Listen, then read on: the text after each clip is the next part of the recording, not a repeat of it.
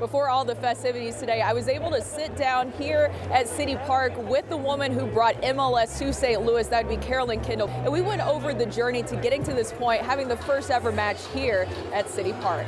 Remember the first time I spoke to you, you guys were pushing to get MLS to come here to St. Louis. You accomplished that, and then the renderings came, and just coming up with the image of this, and now here we are sitting here today, the first ever match in City Park. What are the feelings and emotions coming to you right now, just seeing all this actually here in person? Well, pride, excitement, just and being grateful and thankful. So you can put, like you said, you can see renderings and you can see these amazing pictures, but to see it actually come to life has truly been unbelievable. And I can't thank, the construction people and the people that were here that built this stadium enough. And they did this through a pandemic. So, we asked that they take care of themselves, take care of each other and their families. They did. They went through COVID protocol. And look what we have, a beautiful home called City Park. And so I'm so excited to be able to finally show it off to people to the region. We've talked a lot about a lot of stuff that we want to offer.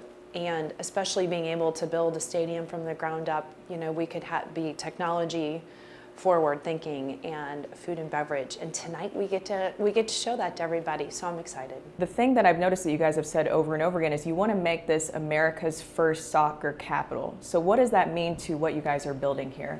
Well, there's been such a huge tradition and history of soccer in the St. Louis area with the 1950 World Cup.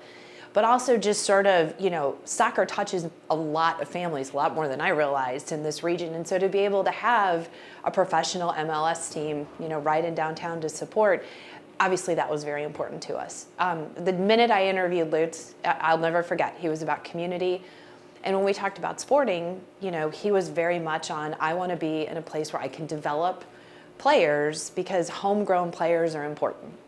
And I think that fits in with sort of how St. Louis views athletes. And so he was very clear, we don't necessarily need a big name, a bigger name would be great, but he really wanted to make sure that we had that good foundation with the academy system, City Futures, City 2, and then the first team. Carolyn has also enjoyed getting to know the fan base and seeing it grow. She recalls a special moment where fans reached out to support her when City Park Stadium dealt with electrical issues in September and October, briefly shutting off the power.